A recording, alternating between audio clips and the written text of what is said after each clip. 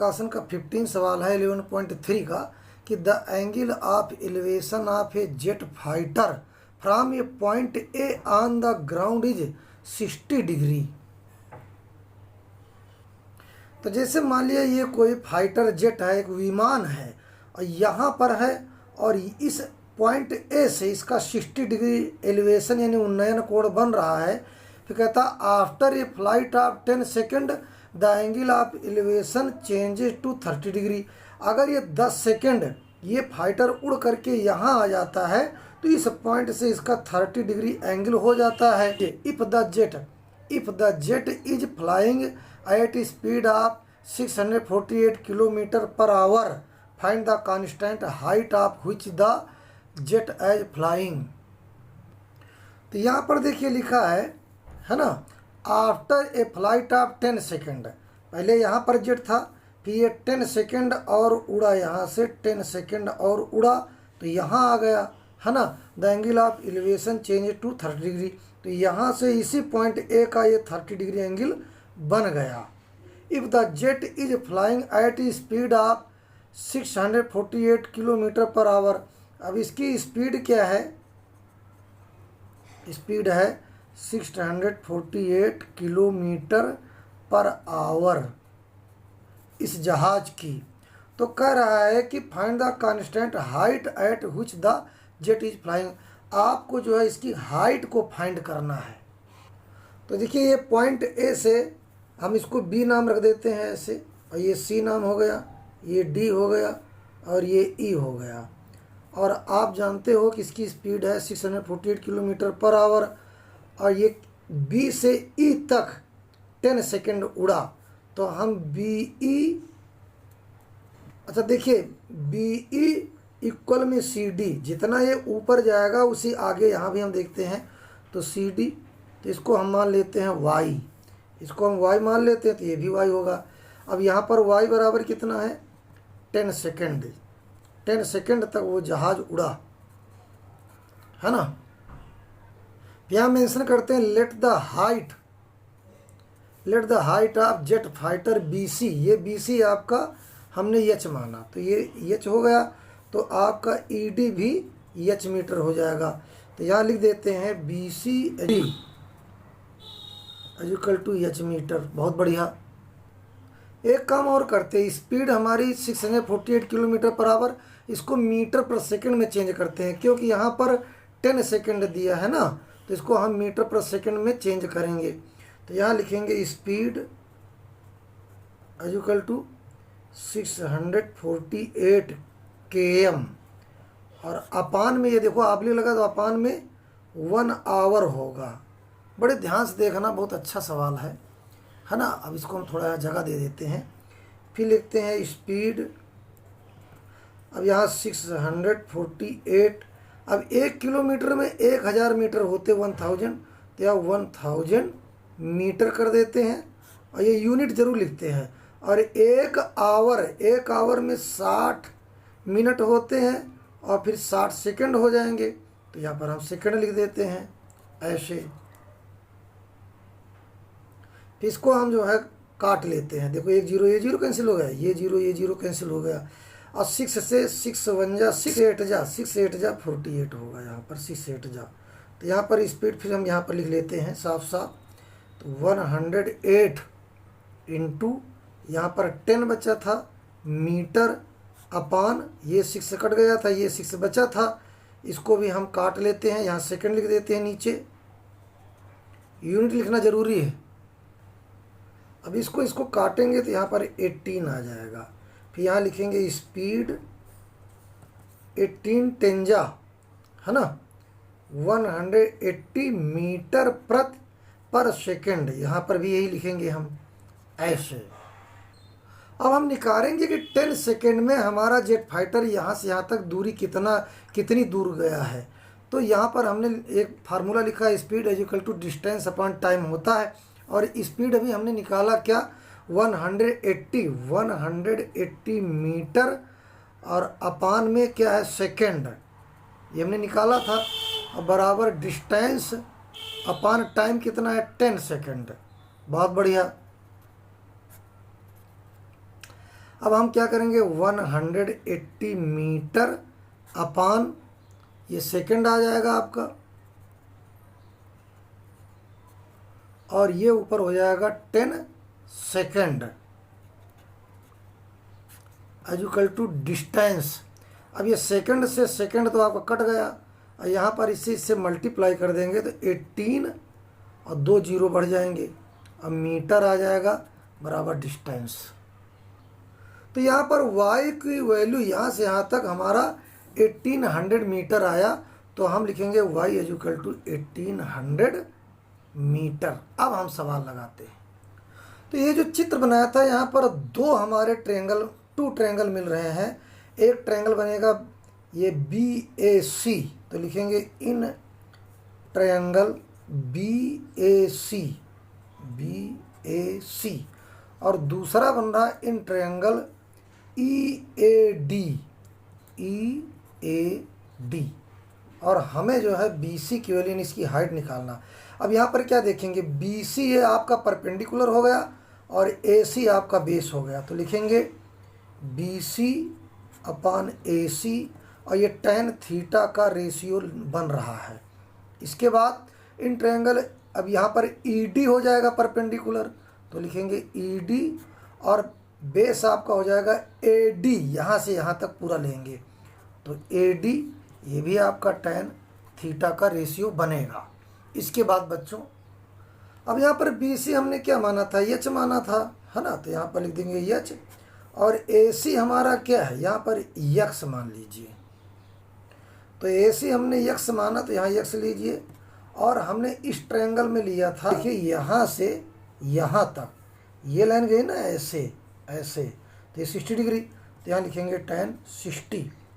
अब इसके बाद दूसरे में ED भी हमारा H है, तो H अपान, और यहाँ पर आपका AD यानी यहाँ से यहाँ तक, तो x प्लस वाई हो जाएगा, x plus Y equal to, अब ये आपका tan 30 बनेगा, ये आपका ये रेखा गई है यहाँ से यहाँ तक, तो लिखेंगे tan 30। अब इन्हीं दोनों को हम हल कर लेंगे, तो ये क्वेश्चन नंबर 1 हो गया, ये क्वेश्चन नंबर 2 हो गया, इसी को हम हल करेंगे। तो H upon x equal to tan 60 मान √3 होता है, और H अपान x प्लस वाई 1 अपान √3 हो जाएगा। फिर इसका इससे क्रॉस मल्टीप्लाई करेंगे, x √3 हो जाएगा, और यहाँ पर भी हम क्रॉस मल्टीप्लाई करेंगे, तो ये हो जाएगा x प्लस वाई। अगर हम यहाँ पर x की वैल्यू निकाल लें, तो x की वैल्यू हम यहाँ पर रख देंगे, तो h और ये √3 यहाँ नीचे आ जाएगा इक्वल टू x। अब यही x की वैल्यू हम यहाँ पर रखेंगे, तो h की वैल्यू आ जाएगी, क्योंकि हमें h ही निकालना है। तो यहाँ पर x की वैल्यू हो जाएगी h अपान √3 प्लस वाई। अब इसको हम इधर लाएंगे, तो ये माइनस, अभी प्लस में माइनस हो जाएगा, तो h √3 minus h √3 equal to y. इसके नीचे 1 मान करके इसका एलसीएम ले लेते हैं, 1 से √3 मल्टीप्लाई करेंगे तो √3 आएगा, और यहाँ पर 1 आएगा, तो √3 क्या हो जाएगा 3h, और यहाँ minus h equal to y. तो यहाँ पर क्या हो जाएगा 3h में h गया, तो 2h upon √3 equal to y. तो यहाँ पर 2h upon √3 equal to y. अब y की वैल्यू हमने निकाली थी 1800 मीटर। ये देखिए हमने y की वैल्यू यहाँ पर, ये देखिए यहाँ 10 सेकंड बाद यहाँ से यहाँ तक 1800 मीटर आया था। अब यही 1800 मीटर हम यहाँ पर रखेंगे, तो यहाँ पर आ जाएगा 2h अपान √3 इक्वल टू 1800। अब यहाँ पर 2h अपान √3 इक्वल टू 1800, ये मल्टीप्लाई में जाएगा, तो 2h इक्वल टू 1800 इंटू √3। फिर यहाँ पर बच्चों 2h इक्वल टू 1800 और 1.732। फिर इसके बाद h 1800 इंटू 1.732, और ये आपका 2 आ जाएगा। फिर हम जो इसको इससे काट देते हैं, 900 आएगा, और 900 को इससे मल्टीप्लाई करेंगे, तो जब 900 को 1.732 से मल्टीप्लाई करेंगे तो आपका आ जाएगा 1558.8 मीटर। यही आपका आंसर हो जाएगा। 16 सवाल देखते हैं। If the angle of elevation of a cloud from a point H metre above a lake is alpha, है ना। ये देखिए, ये आपकी ये लेक है, झील, ये झील है और इसके एच मीटर की ऊंचाई से ये बादल है, क्लाउड, यहाँ से आपका अल्फा एंगल बन रहा है। आगे कह रहा है कि and the angle of depression of its reflection in the lake be beta, है ना। अब देखिए, मान लिया ये लेक है और ये जो हमारी ऊंचाई है, ये यहाँ रिफ्लेक्शन यानी ये परछाई है। तो परछाई, हम किसी तालाब किनारे अगर खड़े हों या नदी किनारे खड़े हों तो जितनी हमारी हाइट होगी उतनी हमारी परछाई बनेगी। तो अगर यहाँ से यहाँ डी है तो यहाँ से यहाँ भी आपका ये डी बनेगा और ये आपका डिप्रेशन एंगल कितना, बीटा बन रहा है ऐसे। तो इधर को भी ये आपका बीटा बनेगा, ये आपका बीटा बनेगा। तो देखिए, अगर मान लिया ये हमारा डिप्रेशन एंगल बीटा है तो ये भी हमारा बीटा बनेगा।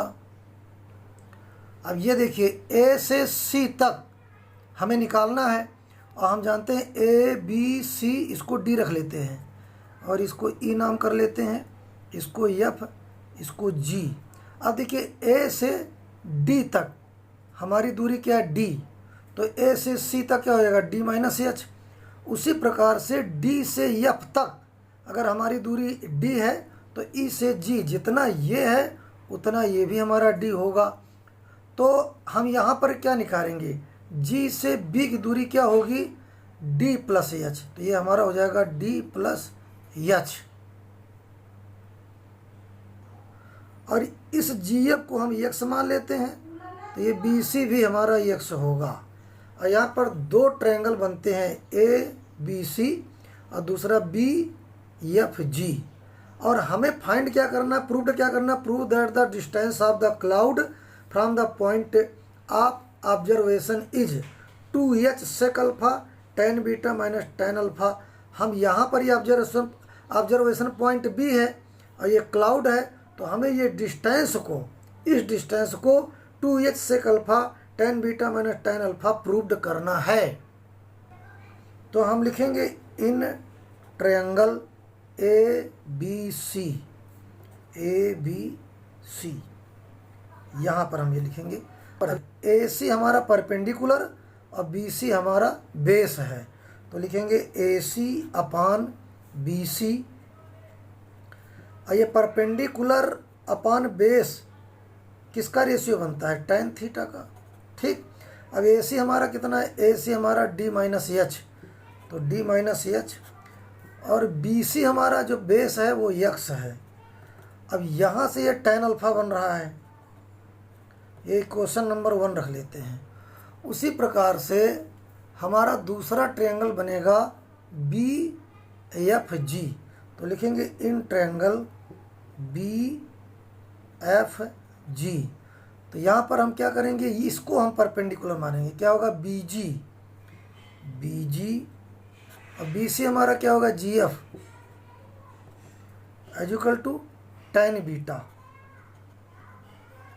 तो यहाँ पर बी जी हमारा क्या है, बी से जी हमारा डी प्लस एच, तो D plus H equal to G F. तो हमारा जी एफ हमारा एक्स रहेगा इक्वल टू tan बीटा। ये क्वेश्चन नंबर 2। अब subtract equation 1 from equation number 2। तो इक्वेशन नंबर 2 हम लिखेंगे यहाँ पर माइनस इक्वेशन नंबर 1। तो इक्वेशन नंबर 2 क्या है हमारा, ये, तो यहाँ लिखेंगे tan बीटा माइनस ये इक्वेशन नंबर 1 में tan अल्फा। अब इक्वल लिख देंगे यहाँ पर D plus H upon X minus D minus H upon X, ऐसे। फिर इसके बाद क्या करेंगे हम, tan बीटा यहाँ जगह ऐसे खिसका लेते इसको, माइनस tan अल्फा। अभी देखो ये सेम है तो एक्स लिखेंगे यहाँ पर, यहाँ डी प्लस एच, अब माइनस डी, और ये माइनस माइनस प्लस एच हो जाएगा। फिर इसके बाद tan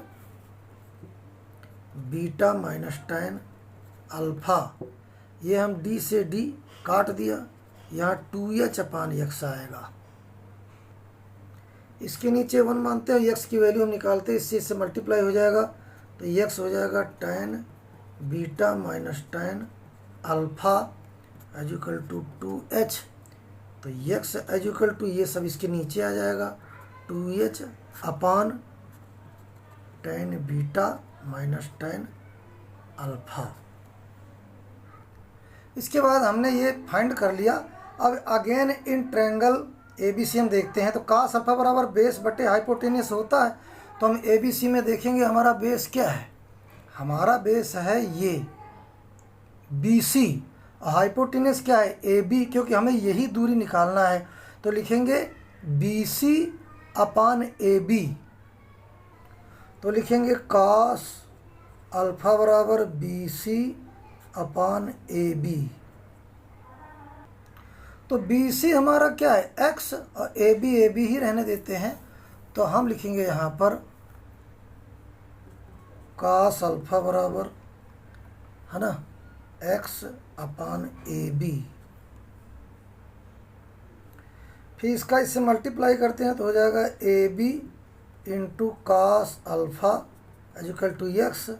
तो AB हो जाएगा x into 1 upon cos alpha.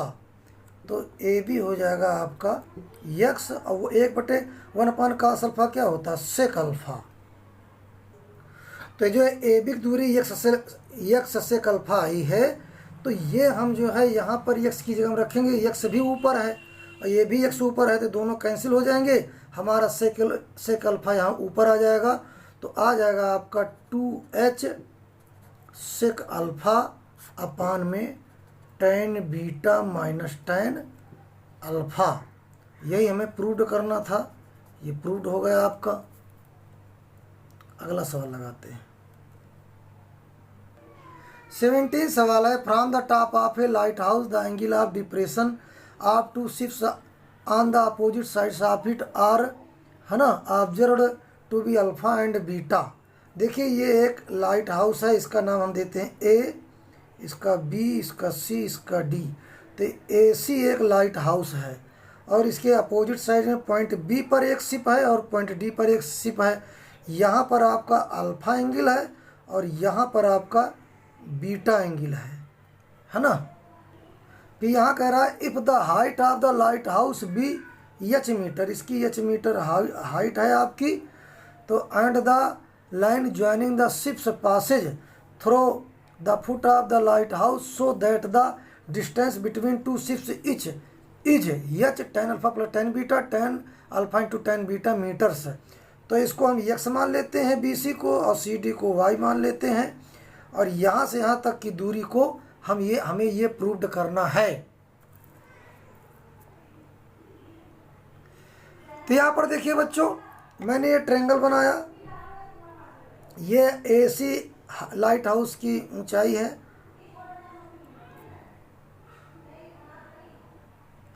अब यहाँ in triangle ADC in triangle ABC दोनों ट्रायंगल में हम लेते हैं। तो AC अपान BC tan थीटा रेशियो बन रहा। यहाँ पर AC अपान CD tan बीटा का रेशियो बन रहा है। अब AC हमने क्या माना यहाँ पर h और BC हमारा है x equal to tan alpha. यहाँ पर भी h upon y equal to tan beta.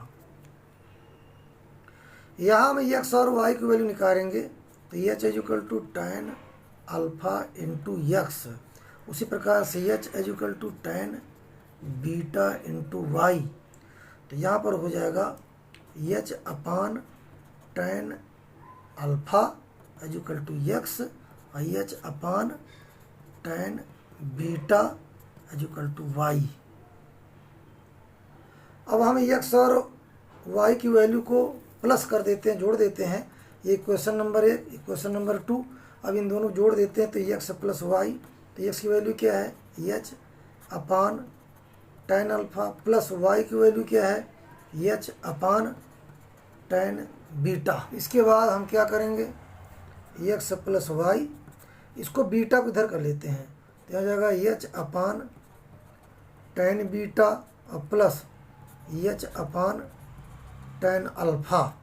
फिर यहाँ एक्स प्लस वाई, यहाँ एच कॉमन ले लीजिए तो यहाँ पर ब्रैकेट में आ जाएगा 1 upon tan beta plus 1 upon tan alpha. फिर यहाँ पर आपका आ जाएगा X plus Y equal to H, यहाँ पर एलसीएम ले लेंगे tan beta into tan alpha. जब एलसीएम लिया जाता है दोनों मल्टीप्लाई कर दिया जाता है, हमने मल्टीप्लाई कर दिया। tan बीटा मैच कर रहा तो tan अल्फ़ा को 1 से गुणा करोगे तो हो जाएगा tan अल्फ़ा, और प्लस यहाँ tan अल्फ़ा मैच कर रहा, tan बीटा को 1 से मल्टीप्लाई करोगे तो tan बीटा हो जाएगा। यही हमें प्रूव्ड करना था। ये भी सवाल आपको लग गया। धन्यवाद बच्चों। अगली नोटिफिकेशन पाने के लिए वीडियो लाइक सब्सक्राइब कमेंट करो, है ना, और सब्सक्राइब कर लेना। धन्यवाद।